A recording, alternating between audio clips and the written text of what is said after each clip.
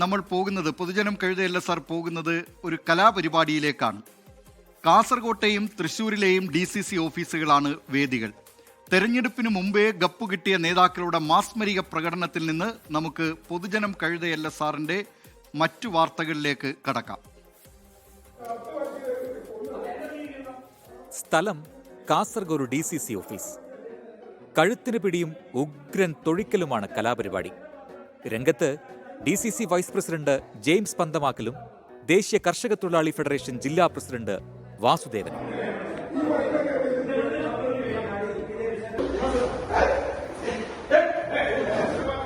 ഗംഭീര സംഘടന രംഗമാണ്. അടിയോടടി, കോളറിൽ പിടിക്കുന്നു, മൂക്കിലിടിക്കുന്നു, ചവിട്ടുന്നു.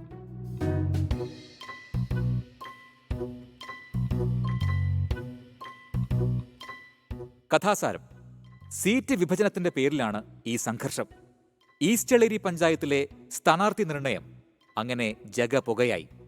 DCC vice president James Panthamakkal മുൻപ് കോൺഗ്രസ് വിട്ട് DDF എന്നൊരു സംഘടന രൂപീകരിച്ചിരുന്നു. പിന്നീട് ജെയിംസ് പന്തമാക്കൽ ഉൾപ്പെടെ 7 പേർ കോൺഗ്രസിൽ തിരിച്ചെത്തി. ഈ 7 പേരെയും സ്ഥാനാർത്ഥികളാക്കണമെന്നായി പന്തമാക്കൽ. 5 സീറ്റ് നൽകാമെന്ന് ജില്ലാ നേതൃത്വം സമ്മതിച്ചു.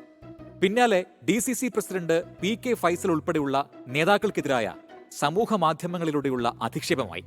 ഇതോടെ 2 സീറ്റ് കൊടുത്താൽ മതിയെന്നായി നേതൃത്വം. സ്ഥാനാർത്ഥിയെ നിശ്ചയിക്കാൻ കാസർഗോഡെത്തിയ KPCC വൈസ് പ്രസിഡന്റ് M ലിജുവിന് തെരഞ്ഞെടുപ്പിലെ പ്രാദേശിക വികാരം മനസ്സിലാക്കാനായി.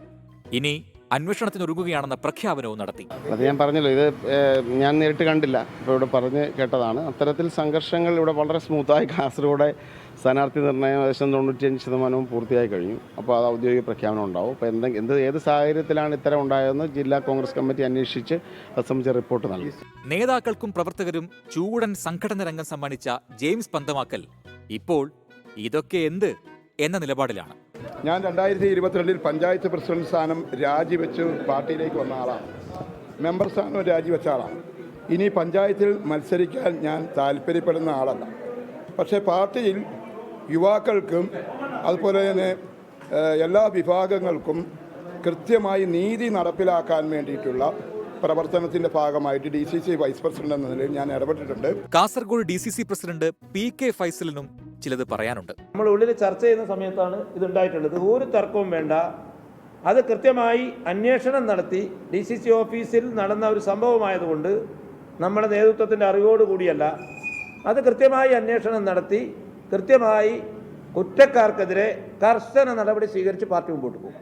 കാസർഗോഡ് DCCയിൽ നിന്ന് നമ്മൾ നേരെ പോകുന്നത് തൃശൂർ DCC ഓഫീസിലേക്കാണ്. അവിടെ DCC പ്രസിഡന്റ് ജോസഫ് ടാജറ്റിനെ ഉപരോധിച്ചത് കോൺഗ്രസ് പ്രവർത്തകരാണ്. മറ്റത്തൂരിൽ പണം വാങ്ങി സ്ഥാനാർത്ഥികളെ നിശ്ചയിച്ചു എന്നായിരുന്നു പ്രതിഷേധക്കാരുടെ ആരോപണം. പക്ഷേ ഉപരോധത്തെയോ ആരോപണത്തെയോ കുറിച്ച് പരസ്യ പ്രതികരണം വേണ്ടെന്നാണ് നേതാക്കളുടെ നിർദ്ദേശം. ഏതായാലും കാണാൻ പോകുന്ന പൂരമല്ലേ, പറഞ്ഞറിയിക്കുന്നില്ല. പൊതുജനം കഴുതല്ല സാർ എന്ന് മാത്രം പറയാം. ലോകത്തെവിടെയായാലും ഏത് സമയത്തും 24 വാർത്തകളും ഓഗ്മെന്റഡ് റിയാലിറ്റി പാക്കേജുകളും എക്സ്പ്ലെയിനറുകളും വിശദമായി കാണാൻ ഞങ്ങളുടെ YouTube ചാനൽ നിങ്ങൾക്ക് സബ്സ്ക്രൈബ് ചെയ്യാം.